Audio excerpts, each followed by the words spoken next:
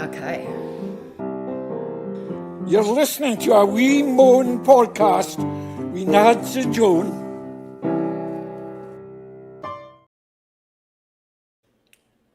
Hello and welcome back to a Wee Moan podcast. I'm Nadia and this is Joan, and we're going to be talking all things culture, celebrity and entertainment. What are we talking about today, Joanie? Today we get to contrast Meghan Markle's cooking show with Love, highly anticipated cook show, which we are a bit late, I understand that, but it was highly anticipated, and then she kindly did not release it due to the Californian fires. Thank you, Meghan. Yes. And Pamela's cooking show, which isn't as famous, but really I enjoyed, well, anyway, we're going to get into that. I enjoyed Pamela's probably more so. I find hers more wholesome. And more real. Go on, sorry. Yeah, I find her more wholesome and real. But we're going to contrast both of them. We've watched both of them. People may not know, but Pamela Anderson has her show on Binge. She also has a one show is a cooking show which she films at her house, which is the first contrast with Meghan and Pamela, because Meghan doesn't. Meghan rents a home around the corner and films the entire thing. She does divulge that at the very beginning, but films the whole thing in a rented mansion, kind of pretending that it's her house, even though she says it's not her house, but then we continue to pretend that it's her house. Pamela does it at her house. She's renovating a beautiful 6-acre place in, where is it, Nadia? She's in Vancouver Island in Canada, and it's gorgeous, and it was her grandma's, and she's redoing the whole thing. So she also has a home renovation show, which I really liked, where you get to meet her new husband. She hooked up with the apprentice guy, and during the process of the show, she breaks up with him. Go Pamela. Love it. Meghan, not so interesting. Anyway, I think I'm just going to turn off my standby. Have you watched both episodes now? Both the seasons of Pamela's renovation show, 1 and 2? I did. No, I haven't finished it because she goes into her son's renovation. I didn't find that as interesting. Well, yeah, but like it's just funny because season 1 was just her doing all of these like wild renovations, and then season 2 is she just basically canned all of them and basically changed everything that they'd already done. It was just such a waste of money. She rips everything down. She rips everything out, and it's just sort of like, okay, but what was season 1? What was the purpose of that? Anyway, like let's go back to the similarities, because it's quite uncanny. The similarities between some of the shows. I've just written down like a small list. Yeah. Personally, the titles of the show: Pamela's Cooking with Love, and then Meghan's is With Love Meg. Okay, pretty similar. They're both pretty kitchen similar. To garden. Garden to kitchen. Yeah. Work out of their gardens, and then they bring it. They bring everything into the. It's very wholesome, and it's very a farm to kitchen vibe. It's very California. Pamela says the word lift and take things to another level, and Meghan says elevating the ordinary. Like they've both got the same concept. Like yes. The same. Yeah, it's like lifting something that could be quite similar, like putting a dip into a bowl, and they put olive oil and they elevate. She's elevated it. And there's more. They both cook. They both do candle making. They both dance in the kitchen. Both released a month apart, and even down to the high fives. Okay, that's the end of my list. I'm sure there's more, but it was kind of like was one copied? But I can't have been copied because they were released at the same time. It was just uncanny. Yes, I thought you found something that said that there had been some sort of copying or something, or that Meghan had decided to like rush hers in, or that was I don't know. I thought I did, but I think it was actually sources say like it wasn't reliable. Yeah. I didn't want to bring it forward, but I mean, I kind of feel like you would be a bit shirty if if you were Pamela and just released your show and then Meghan comes with her show and it's like literally exactly the same, like you would feel a little bit like, how did they know? Like what I knew nothing about Pamela's show until you told me. There was whereas Meghan's was highly awaited and everyone was on the edge of their seat. I would have been quite interested to see Pamela's, as I was, and I preferred Pamela's show. Differences, I feel like Pamela is way more honest. She is not. So Meghan claims like it's her teaching everyone how to do such basic things, such as reduction. Like, I'm going to put the fruit in the saucepan and then boil it away, and that will reduce and create a thicker sauce. It's just like, well, yes, everyone knows. Yeah, she's very almost patronizing. Well, that's actually funny you mentioned that, because that has been one of the criticisms that people say is why she is not very liked, because she speaks to people as if they're children, which so it feels sort of condescending, like you're sitting there watching her going, yeah, we get it, like you're putting something in a pot and reducing it, like it's so basic that you're like, but she thinks it's like this groundbreaking piece of television. Groundbreaking. Yeah, so she loves saying the word charcuterie. And she loves saying the word calm. She says calm and always pronounces the L. It's a calm. It's so calming. So she loves to make everyone calm, and she loves to make charcuterie boards. She likes to go on hikes. Hang on, didn't you have some with the charcuterie? You look that up. It's actually not what it is. Well, I looked it up, and the traditional use of a charcuterie is that it would have it would have cold meat on it as well, because she makes so many charcuteries.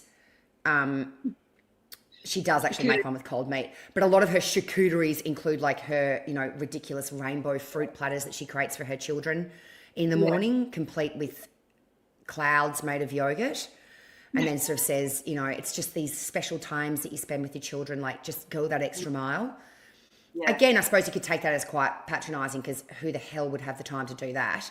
And also, her children always seem really thrilled to have all these things, where I call bullshit on that, because often you will create something quite delightful for children and they'll just throw it away. Her children never seem to do that. They always seem thrilled with whatever she produces.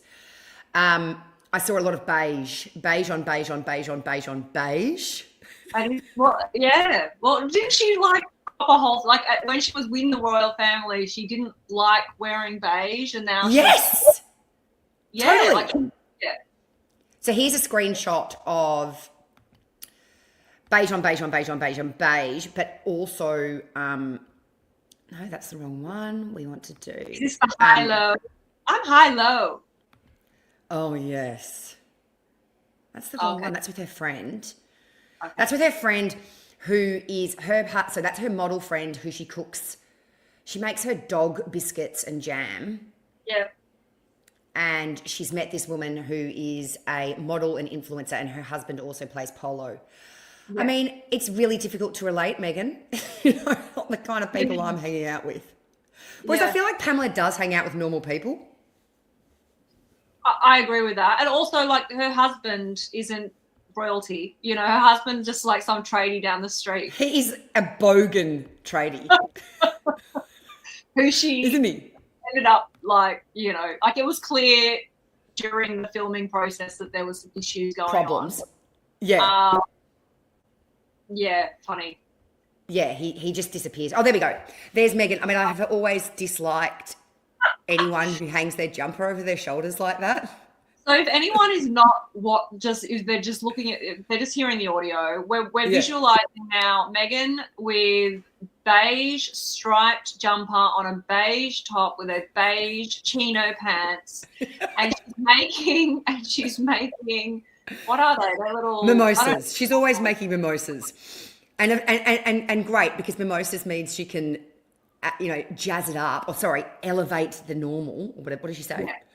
Yeah. Well, she did love some frozen.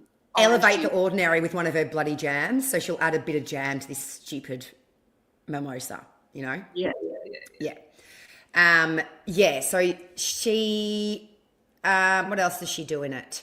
she makes annoying children's food for a tea party, like invites a friend over and just sort of makes her make children's tea party food. It's kind of strange. It doesn't.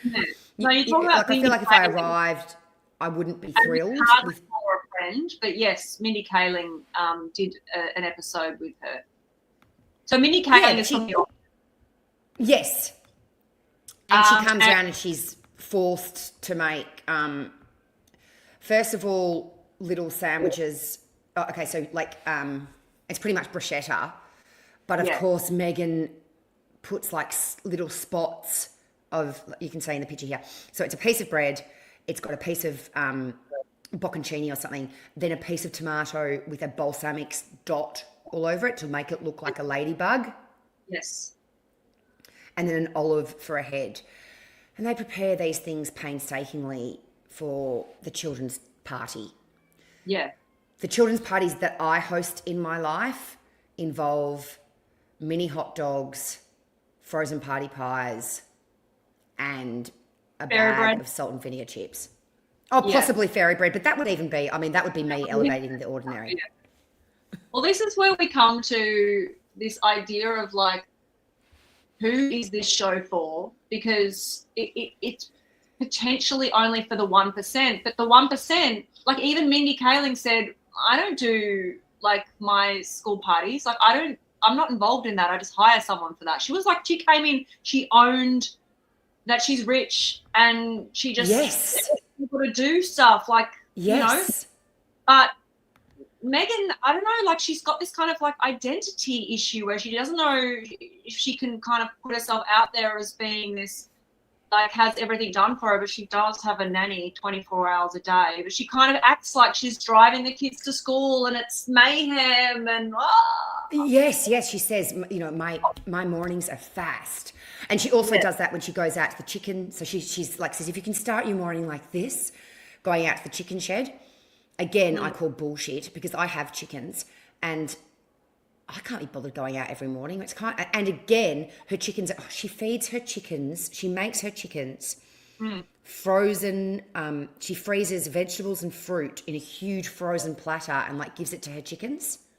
Okay. I mean, it's beautiful. If you gave me the frozen platter of fruit and vegetables, I would be pleased with it. She do that. That's what I'm thinking. Does she actually do that, or does someone? No.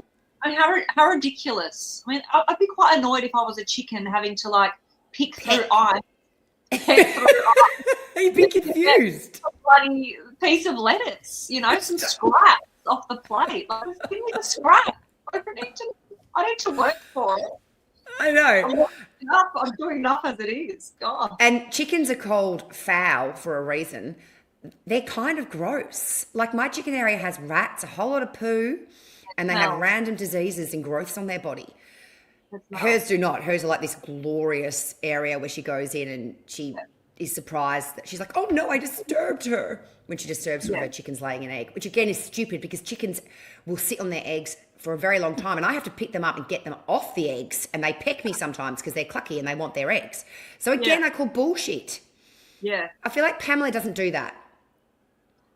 No. And look, if we're talking about the stuff that where they're different, I really feel like, you know, Pam lets the experts be the experts. Whereas, Whereas, I noticed that.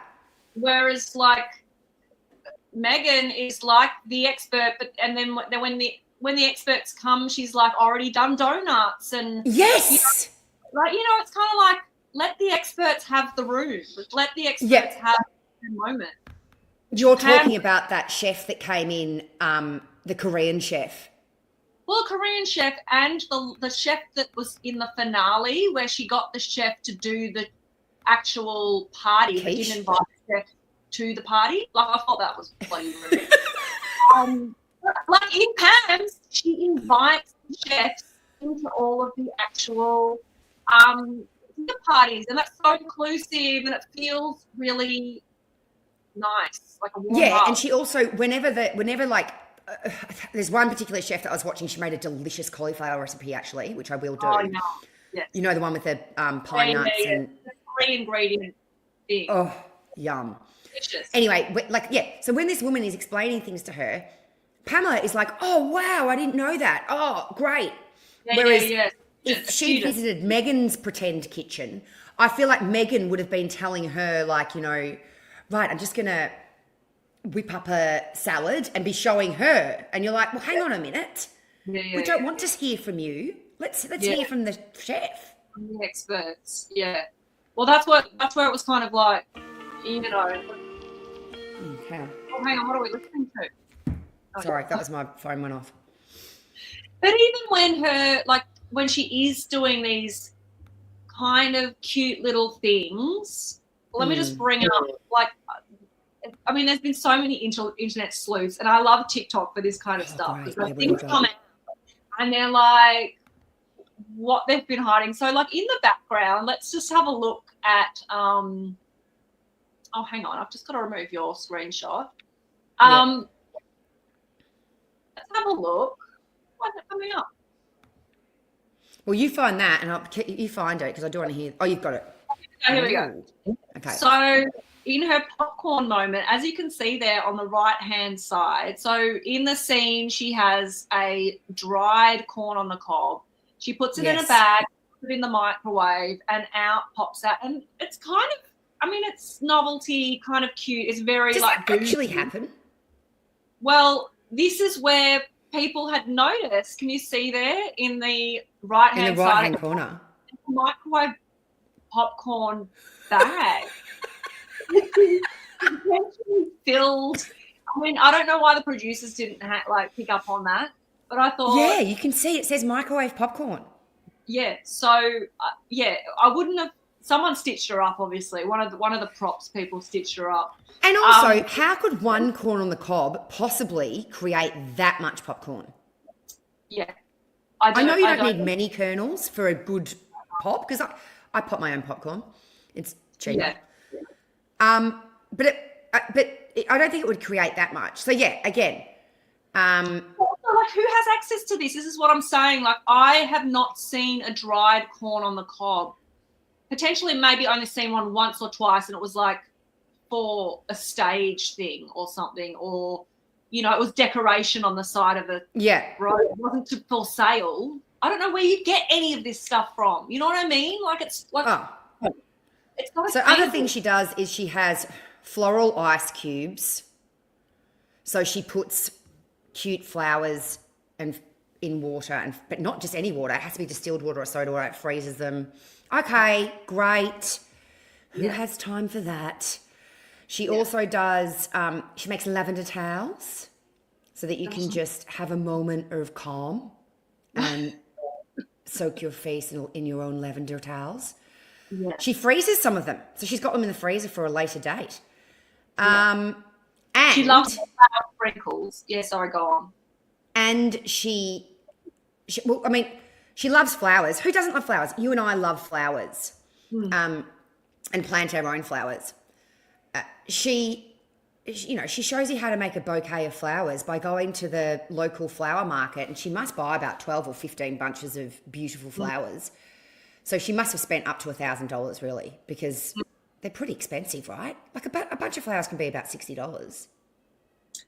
Oh, probably not from a market like that. And like $60 would be like an arrangement, but if you just got actual bunches, it'd be about 20 to 20. Yeah, like that could be. Okay, well, she spent about $300 to $400 then. Maybe I've jumped the gun there. But she's got a whole lot of, and she just buys these beautiful flowers and arranges them, which I mean, it is kind of nice watching it, but you're also thinking, well, it'd be more interesting if you went out into the backyard and got flowers from your own garden, or it's just out of touch. Again, in our first episode, we talked about how out of touch Meghan, the Duchess of Sussex, can be. And this is out of touch again, isn't it? And with Pammy to kind of like, as a, to compare, like she didn't go and get $300 worth of flowers. No. She got some flowers from the fields, or, or she just got bunches and tried to do an arrangement that was a little bit more attainable and a little bit more. Well, she has her own rose garden, which I can tell she genuinely works in that garden, and she grows sunflowers and all those kinds of stuff, and she's always picking them and bringing them into the house, and the builders are always like, don't knock Pamela's flowers. It just seems a bit more legitimate. Yeah. Whereas, Meghan's not even at her own house. No. So there is a bit of news. Meghan has her first lawsuit that has come in. Did you hear about this? Really? Yeah. So I just read it. Meghan Markle threatened with $10 million lawsuit after a woman claims she suffered catastrophic burns from Duchess DIY bath salt recipe. Stop it! A woman has threatened to sue Meghan Markle $10 million after horrific pictures show. I've got the pictures, by the way. Allegedly on the Duchess's bath recipe. Right, here we go. So one thing, Americans, you crack me up. $10 million. She got catastrophic burns. Like, all right, $10 million. They're by the way, that's, I don't know, something like 15 minutes. Does she not realise they need to pay for their own security? For God's sake, they're broke. Yeah, exactly. Robin Patrick, who is from the state of Maryland, shared horrific pictures of multiple burns on her legs. Okay, I'm going to get there. Yeah. Where are they? Let me. So she's made this bar. Oh my God, hilarious. Sorry. Robin Patrick. I'm also. She looks like she's got the black plague in one of them. Big black spot on her leg. It's not exactly $10 million worth of. Anyway, I just thought that was hilarious that already people are trying to sue her, but poor Meghan. She's had a bad run, hasn't she?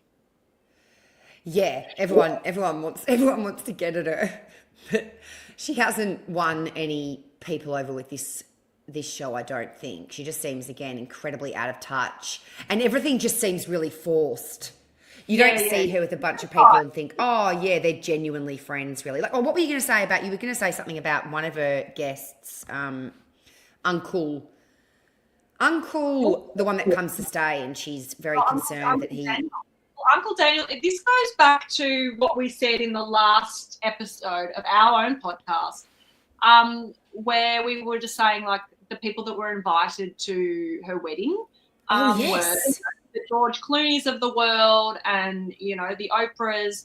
And I noticed, because I rewatched the episode with him last night, and there was an exchange between them talking about the cake, her wedding cake that he actually taste tested with her. You know how you go before the wedding to taste test cake? Yes. He went with her and he said on the show, I remember you had a lemon and hibiscus cake. And she goes, oh my God, I remember, you've got such a good memory. And then I noticed an exchange that was awkward on her part. And I go, I wonder if he actually went to the wedding.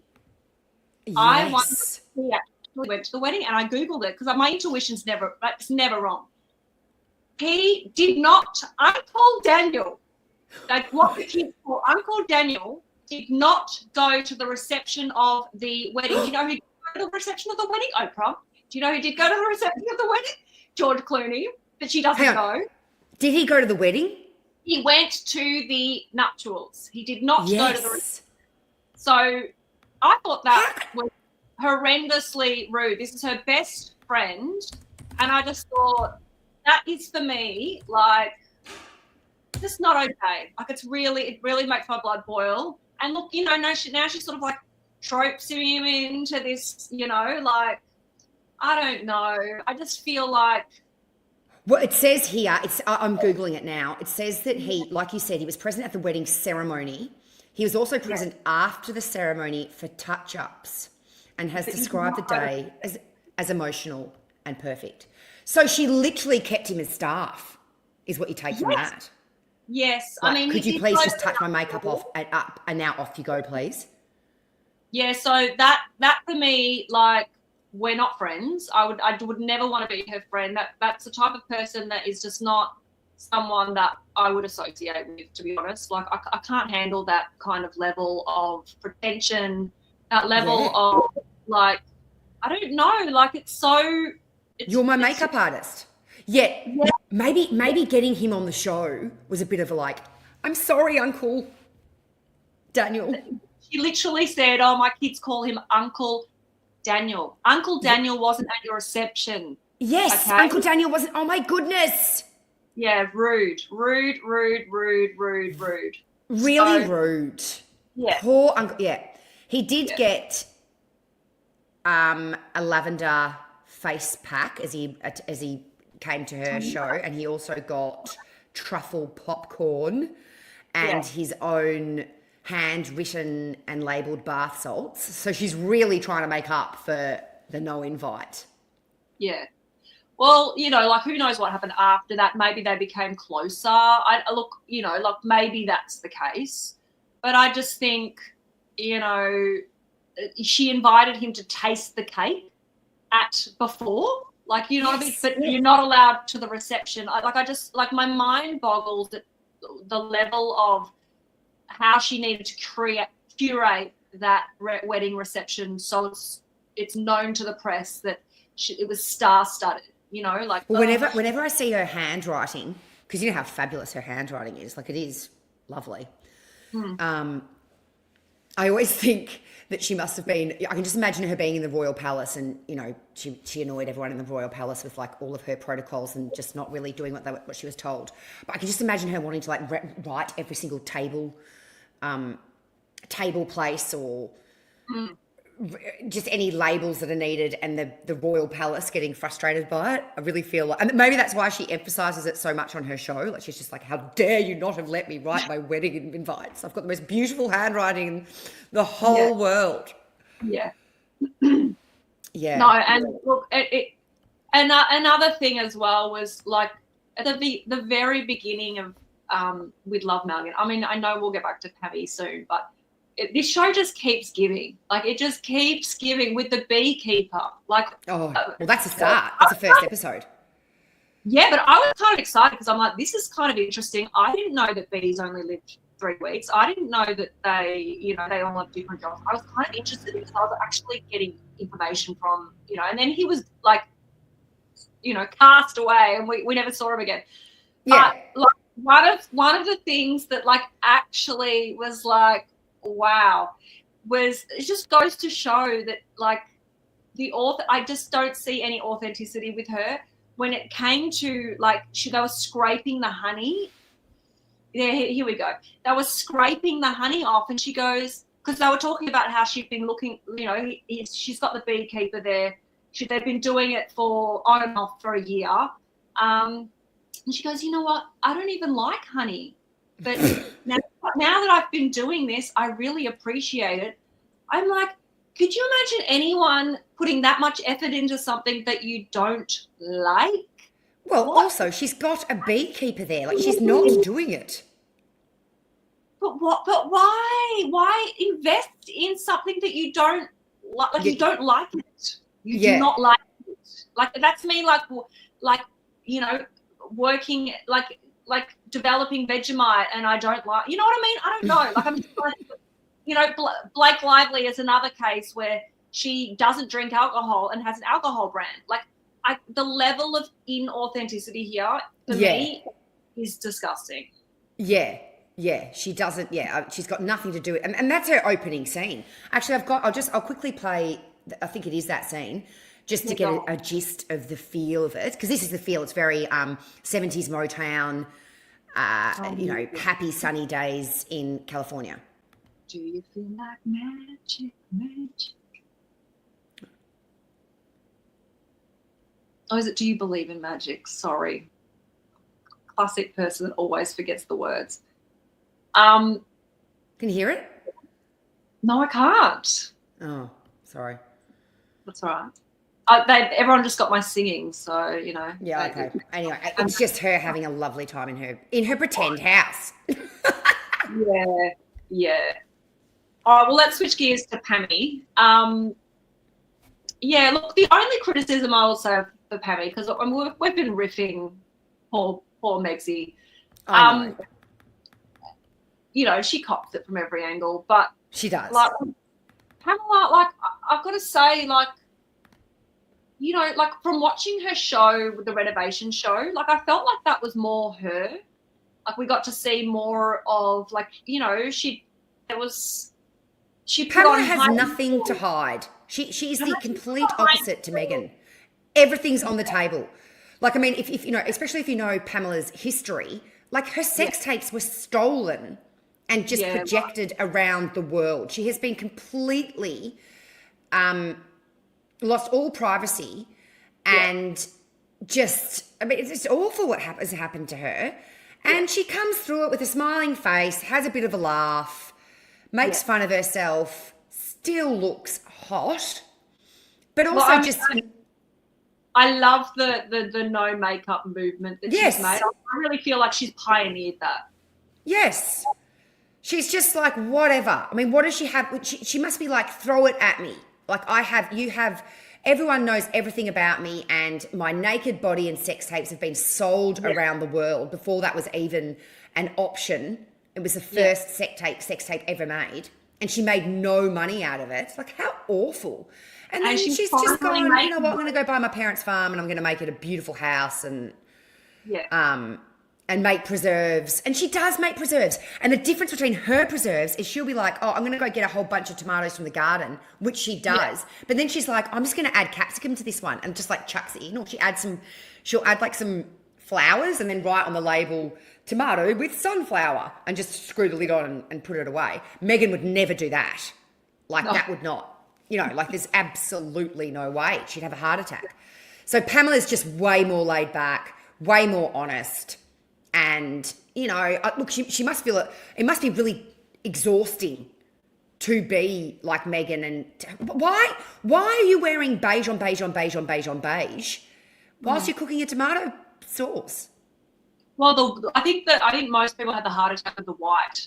Now she had she was cooking the pasta with the white top. With white? Yeah, never. And then she tied an apron on, and even my daughters are watching this. She tied an apron on, but the apron was it was only the bottom half of the body. I didn't understand that. It was a useless apron. Yeah. So, like, wrapping it up now, like, do you give it what star rating do you give these shows? Because I mean, like, they have. Well, Meghan's, you kept saying that Meghan's was very popular, but I think it was a bit of a hate watch show, and I think it came into the top 10 for like a day or two and then left. So I don't think it was as popular as you're saying. It's no Adolescence. It's no Baby Reindeer that was on the number one for 3 weeks running. I don't think it was that popular. But you know, it's watchable, and you kind of get a bit of a chuckle out of Meghan's, I feel. Well, yes, and it's beautiful and it's calming, and it's irritating and it's great to laugh at. Whereas, so what would I give it out of 5? Okay, so for watchability, maybe I'd give it I probably would give it a 3 or 4. I did watch it, but that's because I like laughing at the whole situation. Pamela, I actually. Like, I want to go make that cauliflower recipe. I'm not making anything for Meghan's. I'm not. Yeah. No. Are you? Not the skillet, not the pasta skillet. No, no. I mean, where she puts tomatoes, basil in a and puts pasta through it. I mean, come on. There's a lot of lemon zest going on. Which, well, you actually taught me about squeezing lemon on everything. You've always said that, which is true. 10 years ago, though. It's nothing new. It's nothing groundbreaking. No, everyone knows that. Whereas Pamela's, I felt like it was maybe a little bit more groundbreaking. Well, of course, because it had like world famous chefs from the entire world, and they were cooking vegan food, which is not often seen on cooking shows as well. Like, we've got to add to that. Like, I feel like that was unique in itself. Like, we haven't really seen that out there. And no, and yeah. The cauliflower flavouring was pine nuts, raisins and capers. Yum! That's exciting. Yeah, that is exciting. I really like that olive oil bread. Like, on that 3rd episode, like, she did some kind of like simple, it looked really unhealthy. It was like soaking in olive oil and garlic. I was like, wow. Yeah. Very, very, very. So I preferred Pamela's show. You? Which show did you prefer? Yeah, of course. Like, Pamela's actually was like, we learnt something, but I feel like entertainment value, because it was so strange. I actually think, you know, like, kind of hate watching. I like to use the I H know. word, but hate watching is fun. Sorry. I know. I'll be watching season 2. I'll be watching it's season. awful. It's so mean. Or Yeah. well, anyway, so Harry and Meghan have now done. Was it a 5-part deal with Netflix? Oh, for the next show, what are you talking about? Like, how many shows are they doing with Netflix? Because they made a polo show, which must be extraordinarily boring. No one watched that. Is that gone to air already? Yeah, I think so. I completely missed that. I completely missed that. So I know that Meghan was really proud of the fact that she had gotten another. So you know how she got the 8 episodes. And then she did a PR thing saying, they've agreed to another 8. Well, actually, she was always agreed to on the 16 episodes. She just broke it into 2 seasons. So Smart girl. Smart girl, very smart on the PR there. So she will get $48 or $49 million for each 8 episodes. Like that's where you've got to laugh of the content. It's like wow, like someone's doing something right. I mean, she's sitting very pretty when it comes to cash, and you know, there's that. You know, like she's a wealthy woman for doing pretty much nothing. It has a lot of people working for it. But very happy and carefree. Like she's very happy and carefree when, you know, actually her husband's over in England fighting a legal battle to get security. You know, like, again, like you say, the story is not. We're not seeing what we're seeing. She must be stressed. Her husband's... It's very much the glossy, you know, like let's not dig too deep under the covers. It's very surface. Everything's, you know, light and fairy and joyful, and we're, you know, not in the, you know, she's not in the pursuit of perfection, but she really fucking is. Like it's all perfect. Okay. Well, she is because you see her when she gets her friends to cook with her, and she kind of gets anxious when she'll be like cut it like this, and then she'll kind of grab the nut. Like she's, you know, even when she's really actively trying to pretend that it's this fun joining cooking session, she's like, could you cut that tomato in 1 centimeter slices? Like, you know, very controlling. It doesn't matter, but 1 centimeter slices would be nice. That reminds me of Uncle Daniel last night. Like I saw him he actually sneaked a spoonful of the jam, and then he was just like, oh, sorry. And then Meghan was like, okay, you know, like she was like, oh, I didn't approve that. I didn't approve it. Like seriously. Well, I reckon we've covered that one, which we have thoroughly enjoyed, and people should watch it because they are great. Pamela's is fabulous, and so is Pamela's renovation show. It's gorgeous. I want to live on the island with her. So just so everyone knows, the renovation show is called Garden of Eden, and that is on Binge. Also, Pamela's show, Pamela Cooking with Love, is also on Binge. Netflix, of course, is everything Meghan is on Netflix. Oh God, I'm just like, there's so many cringy moments that I'm a Sussex now. So we haven't even talked about that. Yeah. But that was cringy moments. I'm like, oh. She mentions that quite a few times, and there's often a lot of signatures being seen in her beautiful handwriting. Meghan of Sussex. Yeah. Wow, it's hours of entertainment. So and she also talks a lot in it about the before and the after. Yeah. And her end dinner party or brunch, sorry, her end brunch is she makes a speech, and she says, like, you know, this is to like my new journey. She's always referring to her new journey after, you know, before. She says before and after a lot, doesn't she? Yeah. Referring to her time as a royal to now after. Yeah, that's true. All right. Do you want to talk about a website? Or we'll just save it for another time? No, I reckon we'll save that for some. Stick to this. I reckon we can talk about the website another time because we don't know. I mean, Nadia, if she restocks, you and I could order something. Yeah, true. We could do a blog. We could do a tasting on it. We could do a live tasting. So, like, let's leave it for that. Okay, amazing. All right. Well, if you are listening on or watching us on YouTube, please give us a follow, like, comment. Helps with engagement. Helps with everyone. We've just started this, and we appreciate any kind of support that you can give us. If you're listening on the podcast streams, congratulations. You're one of the first people to listen to us. We are so appreciative of any people that. I don't know, how do you do it? You follow people on you follow people on subscribe Apple. on a pod. Yeah, you follow. Yeah, you press follow. Yeah. Follow. Wonderful. Yeah. Appreciate any support. Any last words, Joni? No, but watch all 3 programs. They're great. They're entertaining. You know, have a glass of wine and watch any of them. Especially if you like cooking. Agreed. All right. Bye, guys. Bye, everyone. Bye.